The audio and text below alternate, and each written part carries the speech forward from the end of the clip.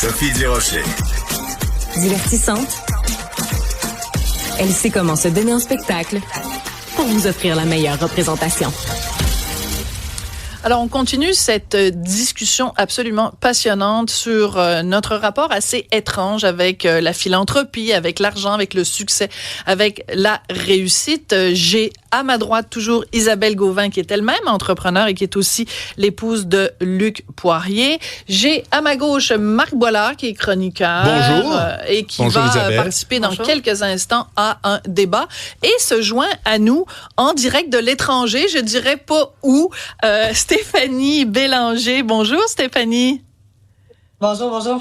Stéphanie Bélanger, donc, vous êtes designer d'intérieur, vous êtes agent d'artiste peintre, vous êtes aussi, donc, avec Isabelle dans cette docu-série dont tout le monde parle, Vie de rêve, qui va être diffusée sur Crave à partir du 18 décembre et qui suit le quotidien de femmes aisées, nanties. Comment vous définiriez? Est-ce que c'est riche? C'est un mot que vous aimez ou vous aimez pas? Non, c'est pas un mot que j'aime parce qu'en fait, tu sais, moi je préfère le titre qui est Vie de rêve parce que pour moi c'est vraiment, tu sais, la définition riche, on dirait que c'est comme trop relié à l'argent, puis la richesse, je trouve ça un peu plus large, tu sais, c'est vraiment plus les expériences de vie, les relations humaines et tout. Donc c'est un mot que j'aime plus ou moins, puis on va pas se le cacher, là, je suis pas au même niveau qu'Isabelle non plus, donc tu sais, je veux dire, on n'a pas la même fortune, là, donc je préfère le titre Vie de rêve pour justement tout ce qu'on a démontré dans l'émission. D'accord. Vous avez créé votre propre entreprise. Vous êtes une femme de tête. Est-ce que vous trouvez qu'en général, dans la vie au Québec, c'est plus difficile pour une femme, mettons, d'être entrepreneur? Je pense que oui. Il y a beaucoup de préjugés. C'est niaiseux, là, mais j'ai déjà entendu des collègues ou des gens autour qui disent, tu sais, qui demandent avant de faire affaire si on a l'intention de fonder une famille, tomber enceinte, tu sais, des questions qui devraient pas avoir lieu, mais qui se posent quand même par la bande, comme si on allait être moins efficace si on a des enfants, si on a une famille. Donc, c'est sûr que je ressens un préjugé en tant que femme pour plein de raisons, mais entre autres, la famille. Oui, c'est sûr. Vous avez parlé à mon collègue Mario Dumont hier matin et vous disiez que vous étiez vraiment submergé par différents messages de haine. Vous avez utilisé le mot haine après votre passage à la télévision. Vous avez donné des entrevues. C'est comme on a l'impression que la réaction est surdimensionnée, est disproportionnée par rapport à tu sais, vous avez rien fait là, vous avez rien fait de mal là. Pourquoi? Comment on explique autant de haine? Ben, premièrement, je tiens à dire que je pense que toutes les filles, au niveau personnel, dans nos messages personnels, on a quand même une grosse vague d'amour. Il y a beaucoup de gens qui m'écrivent en privé que je connais même pas, qui me disent qu'ils sont contents parce que grâce un peu à mon discours ou à nous avoir vus sur le plateau, ça leur a donné le courage de réaliser leurs rêves, de pousser leurs limites. C'est le petit élément déclencheur que ça leur prenait. Donc, j'ai reçu énormément de messages comme ça. Mais par contre, sur les plateformes publiques, donc par exemple sur la page de Tout le monde en parle, en tout cas Hugo Dumas, tout ça, il y a plusieurs commentaires négatifs, mais c'est vrai, on sent que les gens sont extrêmement fâchés. Là. C'est pas de dire je ne suis pas d'accord, c'est ben voyons donc, ça n'a aucun bon sens, on devrait pas tolérer ça, comme on devrait les censurer, 6 cruches, 6 imbéciles, 6 têtes vides, tu sais, c'est vraiment des attaques. Puis je trouve ça surprenant parce que, comme Isabelle disait tantôt, on s'en doutait là, que ça allait être dérangé parce qu'on est tous au courant que c'est très tabou, l'argent au Québec. On le sent là, de tout bord, de tout côté. Ça, c'est une évidence. Mais que ça réagisse aussi fortement après 48 heures en plus, parce que tu sais, tout le monde nous dit à toutes les fois que habituellement il y a des réactions négatives, ça dure 48 heures après, les gens oublient. Mais il y a encore des articles qui sortent aujourd'hui, on est rendu jeudi. On sent que ça vient toucher une corde très, très, très sensible auprès de ceux qui ont été témoins de ça ou qui ont écouté l'émission. Pourtant, il faut se rappeler, puis j'arrête pas de le dire, c'est une émission de divertissement. Le but, c'est de divertir. Là. C'est pas un documentaire où on va donner des conseils sur comment devenir riche, comment devenir millionnaire, quoi faire dans la vie. C'est aucunement ça. Dans le fond, c'est vraiment une série pour divertir. Comme toutes les grandes séries américaines que tout le monde consomme, il faudrait pas faire semblant que les Québécois ne consomment pas les Housewives, Selling Sunset et compagnie. on les dévore, puis c'est pas pour rien que c'est toujours en numéro 1 dans les classements quand ça sort. Mais on dirait que quand c'est ailleurs, c'est différent, puis quand c'est ici, à côté de chez nous, c'est choquant. On dirait que c'est comme pas permis. Mais vous dites que c'est un divertissement, mais moi, j'ai regardé les 2 premiers épisodes, puis moi, j'adore le design d'intérieur. Alors moi, j'étais super intéressée par ce que vous faisiez. Puis là, moi, après 2 heures, j'étais pas tellement divertie, mais j'avais envie de me partir ma propre compagnie pour ou alors d'aller me joindre à vous à Rebel Intérieur, parce que je trouve ça passionnant ce que vous faites. Puis moi, je pense qu'il y a plein de gens, de femmes qui vont regarder, qui vont vous regarder vous.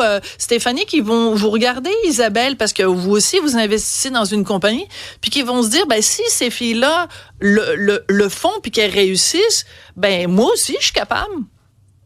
En toute honnêteté, c'est ce que je pense, c'est ce que je souhaite. Quand tu lis les messages, tu dis, voyons donc, c'est pas vrai que c'est accessible à tout le monde, c'est pas vrai que tout le monde peut réussir. Je m'excuse, je connais des gens qui sont partis dans la vie extrêmement loin, là, familles d'accueil, ont été violées par leurs propres parents, des histoires d'horreur, puis qui ont réussi quand même. Fait que je dis, après, je comprends qu'il y a tout le côté santé là, qu'on met pas dans l'équation, là. Mais je pense qu'avec la persévérance puis du travail, c'est possible. Puis ce que j'aime aussi avec le casting des 6 filles, c'est qu'on est tellement différentes. On dit, puis ça, on se les fait reprocher qu'il y avait pas de vrai métier dans l'émission. Mais c'est pas vrai, il y a une médecin, quand même une urgentologue. Donc, il y en a pour tous les goûts. Puis Isabelle, entre autres, elle se fait énormément reprocher là, d'être la femme d'eux. Puis écoute, on entend on se fait tout reprocher quelque chose. Mais moi, ce que j'aime d'Isabelle, c'est son côté extrêmement humain. Oui. Son côté qu'elle se fout.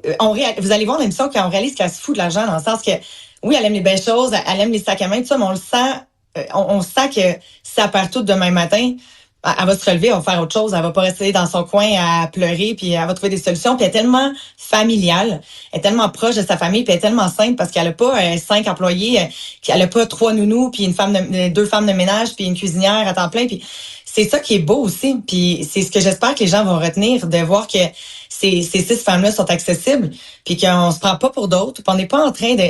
quand je disais le côté divertissement, c'est tout le monde aime voir des belles voitures, des beaux sacs à main, des beaux vêtements, des événements mondains. Moi, j'aime mieux voir des sacs à main que voir des voitures, personnellement. Là. On a chacun il pourrait y avoir des ralentis sur les sacs à main. Là. Moi, toute la partie voiture, ça m'intéresse moins. C'est vrai que tu allais faire un tour dans le walk-in à Isabelle, tu serais servie, tu serais contente. Ah, moi, je peux coucher dans le walk-in d'Isabelle. Moi, je veux inclure dans la conversation donc mon collègue Marc Boilard parce que donc toute cette discussion-là, ça soulève la question de est-ce que au Québec on aime les riches ou on n'aime pas les riches? Est-ce qu'on respecte, est-ce qu'on admire les gens qui réussissent ou on a un problème avec ça? Marc, toi, qu'est-ce que t'en penses? Alors, encore une fois, je vais casser l'ambiance, mais on dit tout le temps qu'il y a un problème au Québec avec la richesse, etc. Tu sais, on met un petit 25 cents dans le piano mécanique puis ça repart à chaque fois. Moi, je crois pas que c'est ça. Pourquoi? Parce que je pense tout simplement que les gens qui font beaucoup d'argent ont, je dirais... du savoir-vivre, de pas l'étaler pour le fun en se disant regarde comment je suis riche pendant qu'il va au Dollarama chercher des tablettes de chocolat avec la fille qui gagne 15 piastres de l'heure. Et en contrepartie, le pauvre est gêné. Parce qu'être pauvre, c'est gênant. C'est plate d'être pauvre, tu sais. Fait que je crois que c'est ça la réalité. C'est pas vraiment qu'il existe encore un fond judéo-chrétien. Là, arrêtez à chaque fois. Si ça dérange, c'est bien plus parce qu'il y a du monde dans les 2 extrêmes qui ont un malaise à partager ça. Et le fait de s'exposer, ça amène quelque chose qui est très intéressant. Ce qu'Isabelle fait, ce que Stéphanie puis les 4 autres, ce qui est fascinant, c'est pas le documentaire comme tel. C'est pas un documentaire, l'émission, c'est les réactions. Ce que ça prouve, c'est que les gens sont fascinés non pas sur comment on fait de l'argent, mais comment on la dépense. Oui. Ça, c'est un objet de fascination incroyable. Oui. Si on faisait un documentaire réel sur comment notre amie Isabelle gagne sa vie, je veux dire, mais tout le monde s'en tape.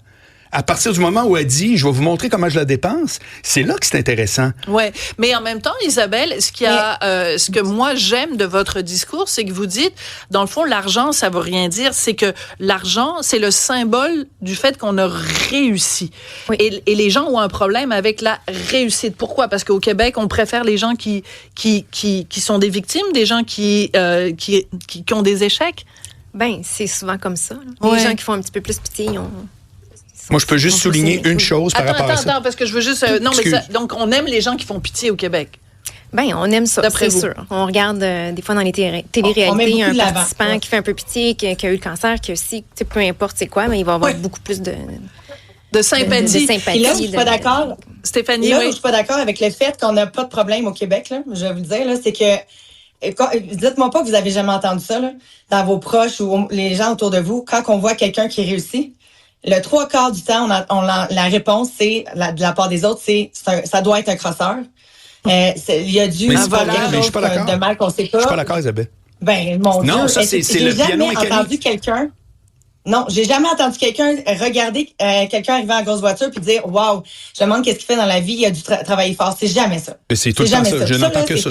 Tout le monde pourrait vous le dire. Ben voyons donc. C'est parce que vous fréquentez pas les mêmes milieux, alors, Marc et Stéphanie. C'est parce que non, mais ce que je suis d'accord, c'est qu'on entend ça, puis on le répète ad nauseam. Mais dans la vraie vie, je suis désolé, mais non. Tu vois passer quelqu'un qui est avec moi, un auto de millionnaire. Je vais souper au restaurant, puis je vois quelqu'un qui arrive avec une grosse voiture, puis je l'entends. Je l'entends des ta voisine, je l'entends, je suis témoin de ça. Mais je pense que le meilleur exemple, c'est quelque chose de très présent. Oui, allez-y, Isabelle. Stéphanie, elle a raison sur plusieurs points, là, mais quand on parle de ça, là, le meilleur exemple, là, on en a parlé beaucoup avec Luc de Nordvolt.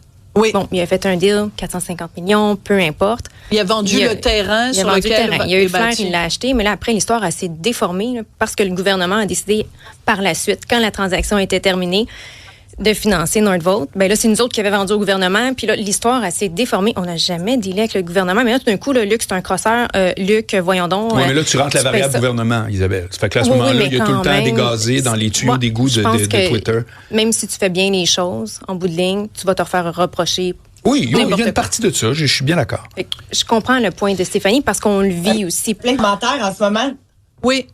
Excuse-moi. Oui, non, vas-y. Parce qu'il y a plein de commentaires même en ce moment, pas nécessairement d'Isabelle, mais qui parle d'Isabelle, puis qui dit, ouais, c'est bien, elle sort avec un crosseur. Je l'ai lu ça, puis je me dis, ben voyons donc, à un moment donné, ça peut-tu être juste parce que, je veux dire, quelqu'un a le guts de... Parce qu'on va se le dire, il n'y a pas grand monde qui prendrait des risques comme ils font. Voilà. Honnêtement, j'en connais pas beaucoup. Puis, pour faire de l'argent, malheureusement, souvent, faut en dépenser ou faut en faire aussi, l'argent. Puis, nous, quand on organise des gros événements ou des choses comme ça, le monde me dit, ben ça n'a pas d'allure, vous dépensez ben trop, mais faut pas avoir peur de dépenser pour essayer de grossir ou de se faire connaître ou autre. Mais ça, c'est vraiment pas tout le monde qui est prêt à le faire. Donc, de dire c'est un crosseur, sans même s'informer, sans même avoir lu son histoire, c'est là que tu vois que ça dérange faire de l'argent au Québec. Puis la réussite dérange. 100%, absolument. moi, je suis convaincue. Alors, il y a des gens qui sont d'accord avec toi, Marc. Il y a Martin de Brossard. Je vous rappelle que vous pouvez continuer à nous écrire, bien sûr, pendant toute l'émission. Martin de Brossard dit, ben non, voyons, c'est pas la réussite qui dérange, c'est l'étalage. Marc Boilard a tellement raison. Donc, des gens qui sont dans ton équipe. Et il y a quelqu'un qui écrit, ben pendant ce temps-là, les urgences en région débordent. Ça, on l'entend beaucoup. C'est-à-dire qu'il y a beaucoup de gens qui disent, ben là, vous montrez votre argent, vous montrez la façon dont vous le dépensez, puis pendant ce temps-là, il y a plein de gens au Québec qui en arrachent. Qu'est-ce que vous répondez à ça, par exemple, Stéphanie? Moi, c'est super plate à dire, là, mais il va toujours avoir des pauvres, il va toujours avoir des riches, puis là, il y a de moins en moins de classe moyenne. Là, mais ce que je veux dire, c'est que est-ce qu'on doit absolument se censurer parce que il y a la guerre dans le monde, parce qu'en Ukraine, il y en a qui mangent pas, qui se font bombarder. Je veux dire, c'est très égoïste à dire, mais la Terre continue de tourner, puis il faut continuer à vivre. Nous, notre façon de réagir à ça, c'est d'aider le mieux qu'on peut. Isabelle et Luc, par exemple, ils ont affiché beaucoup de chiffres dernièrement de levée de fonds qu'ils ont fait. Oui. Il y a une autre fille la semaine dernière qui a ramassé 700 000 $ avec une fondation, avec un événement qu'ils ont fait avec son conjoint. On est pas investir, mais on donne beaucoup à notre façon, puis avec les moyens qu'on a aussi. On redonne le mieux qu'on peut, mais à un moment donné, on peut pas non plus commencer à dire, ben on réussit, on travaille fort, puis on va plus rien faire parce qu'il y en a qui ont de la difficulté. Mm-hmm. On est conscient de ce qui se passe, puis on aide du mieux qu'on peut. On n'est pas là en train d'être sur notre bateau, en train de boire du champagne, se foutre de tout le monde, puis pas donner une scène. Là. On donne de notre temps, puis on donne de notre argent aussi.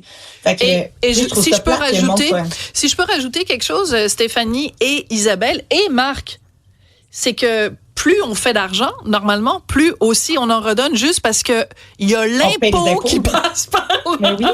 Donc, je veux pas, les impôts servent à quoi? Ça paye, ça paye les hôpitaux, les routes, tout ça. On leur redonne en masse aussi, là. Voilà. Fait que je trouve ça un peu, je trouve ça drôle. Puis je répète, l'histoire de l'étalage, là, c'est la section divertissement dans l'émission. Oui. Dans le sens que les gens aiment ça quand même, regarder ça. Tous ceux qui chialent, là. Non, mais au-delà de l'émission.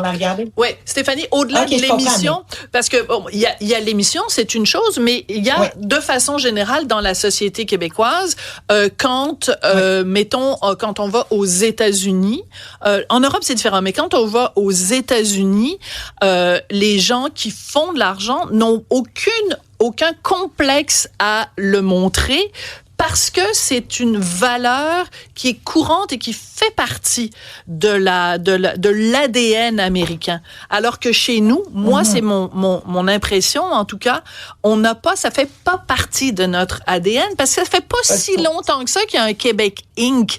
Ça fait seulement quelques années, donc on n'est pas encore habitué. Comment on pourrait, par exemple, je vous lance la question à tous les trois, comment on pourrait justement valoriser plus l'entrepreneurship au Québec, valoriser le fait que des gens, des hommes et des femmes qui se lancent en affaires, ils contribuent à la société. Isabelle? Vaste programme, hein? En fait, je pense que ça commence par en parler, puis être fier de nos succès. Puis je pense qu'il y a beaucoup d'entrepreneurs qui auraient des choses à apprendre aux autres. Donc, j'espère qu'avec, peut-être pas juste l'émission, mais le fait d'en parler, ça va tranquillement changer. Ça l'ouvre des portes, du moins, à des discussions, comme aujourd'hui ou comme l'article que vous avez écrit dans le journal. Donc, tranquillement, peut-être que, je suis certaine que s'il y avait eu des réseaux sociaux puis qu'on aurait entendu l'histoire des Marais ou l'histoire de Alain Bouchard, Bombardier. On a plein de belles choses à tirer de toutes ces histoires-là. Bon, je veux dire, ça aurait peut-être déjà commencé à changer. Oui, allez-y, Stéphanie. Je pense qu'il va falloir que ça vienne aussi des entrepreneurs. Je pense qu'il faut être généreux, puis il va falloir un peu plus partager avec les autres. Tu sais, exemple, faire un live, puis là, les gens peuvent poser des questions vraiment sur la façon d'y arriver, sur l'entraide. Tu sais, j'arrête pas d'en parler, là, mais c'est parce mon chum a habité pendant 8 ans à New York. On a beaucoup d'amis à l'extérieur, puis à tous les fois qu'on va souper ou on va passer un week-end chez des amis, c'est vraiment une autre mentalité. On peut vraiment faire la différence quand tu apprends à vivre dans un autre pays. D'ailleurs, j'ai reçu beaucoup de messages de personnes qui m'ont dit, pour toutes ces raisons-là, j'ai quitté le Québec. Ouais. Donc, c'est une réalité. Donc, je pense que de partager notre succès, et là, je parle en tant qu'entrepreneur, je parle pas de sac à main ou de richesse, là, de partager avec les autres, je pense que ça peut ouvrir des portes, puis ça peut donner de la confiance, puis pousser les gens à aller plus loin ou à travailler et tout. J'ai tellement de personnes qui m'ont écrit pour me dire, est-ce que tu pourrais prendre le temps de m'appeler? Est-ce que tu pourrais me donner des conseils? Fait que là, je me suis même dit, je vais peut-être proposer de faire des lives. Ceux qui veulent venir, ils viennent, puis ils me posent toutes les questions qu'ils veulent, puis j'essaie d'aider le mieux que je peux. Je pense que ça va prendre une ouverture des entrepreneurs, pour qu'il y ait un changement. Puis, tu sais, on parlait tantôt d'étaler ses avoirs et tout. Oui. Là. On l'a fait pour l'émission parce que justement, c'est un peu comme le concept de l'émission, encore une fois que je répète, mais pour le divertissement. Mais de ce que je vois sur les réseaux d'Isabelle, de mes réseaux, de plusieurs autres filles, j'ai jamais posté pour ma part un achat de quoi que ce soit. J'ai jamais posté du matériel, une paire de souliers, jamais. J'ai jamais fait ça. Fait que c'est pas, on n'étale pas notre richesse comme tout le monde le dit. On l'a fait pour le divertissement et pour le show parce qu'aux États-Unis ça fonctionne. Puis qu'on a comme voulu un peu initier cette tendance-là, mais démystifier les tabous, littéralement. Moi, quand on m'a approché, c'est ça qu'on m'a dit. On m'a dit, on veut un peu défaire les tabous de la relation de l'argent puis de la réussite et des femmes. Puis la réussite, c'est dans toutes les sphères. Les femmes. Marc, est-ce que tu penses pas que justement on a quand même au Québec un rapport différent quand ce sont des femmes? Clairement, absolument. Oui, hein? Moi, je trouve cette émission-là, honnêtement, j'espère que j'ai été bien compris. Je trouve que c'est super. Ben oui. Mais sauf que clairement, on s'entend pas sur qu'est-ce qui est super. Oui. Mais la réalité, c'est que ça gratte un bobo, là. Parce que c'est anormal qu'il y ait autant de réactions. On va voir des filles qui ont une vie, ils ont plus d'argent que les autres. Ça devrait être anecdotique. Regarde la réaction. Ça, c'est intéressant. Oui, c'est ça. Mais ça révèle quoi, alors? Ça révèle un malaise que les filles, elles cachent bien plus que la société, elle cache. Voilà. Ça, je peux te le dire. Parce que ce qui est intéressant, c'est qu'il y a des femmes d'entrepreneurs, il y a des femmes entrepreneurs, et les gens ont comme tout mélangé. Aussi. Comme si vous étiez... Ça, c'est fou quand même. Oui, c'est le même casting. Oui, exact. alors que c'est quand même fou. Donc, on a pris pour acquis que si une femme a de l'argent, c'est forcément parce que l'argent vient du mari. C'est peut-être votre cas, Isabelle, en partie, en tout cas. En partie, oui, tout à fait. Mais dans le cas de Stéphanie, c'est pas correct. ça. Mais non, les gens exactement. ont tout mélangé. Stéphanie, Tammy, je veux dire, sont quand même 4 entrepreneurs qui travaillent des heures et des heures. Là. Stéphanie, elle mérite son succès. Là. Elle a travaillé énormément pour sa compagnie. J'admire son travail. S'il y a quelqu'un qui ne mérite pas justement toute cette haine-là dans l'émission, bon, on le mérite toutes pas, là, mais je pense que Stéphanie ressort beaucoup du lot. Là. Oui. Et écoutez, merci beaucoup Isabelle Gauvin d'avoir participé à la discussion. Merci je peux faire beaucoup. Un petit mot de la fin, ça dérange-tu? Oui, absolument. Attends, je vais juste saluer Stéphanie Bélanger, designer d'intérieur, agent d'artiste peintre, parce que vous n'êtes pas juste quelqu'un qui a participé à cette émission-là. Moi, j'adore vos designs. À un moment donné, vous avez fait un bureau avec une photo de Churchill. Je trouvais ça génial. J'adore ce que vous faites. Ah, merci. Et Marc Boilard, tu voulais conclure. Je veux pas prendre trop de le plancher, non, mais je veux juste dire que j'ai des tickets impayés. Ça fait que si... Maintenant, non, mais... J'aurais peut-être pu attendre que l'émission finisse, mais je trouvais ça important de le faire publiquement. Voilà. Alors, on va faire un GoFundMe pour Marc Boilard pour payer ses contraventions. Je sais pas, on vient de se connaître. Moi, je me sens assez à l'aise. On peut donner ça un cadeau de Noël. Bon, tu vois, Stéphanie, déjà. Stéphanie, très généreuse. Isabelle, très généreuse aussi. Merci beaucoup à vous deux. Et merci à vous autres. Vive les femmes qui assument leur réussite et leur succès. Il n'y a pas de honte là-dedans, bien au contraire. Et puis ceux qui sont pas contents, soyez pas contents. Merci beaucoup. On va prendre une petite pause et on retrouve Rémi Villemur tout de suite après. Merci.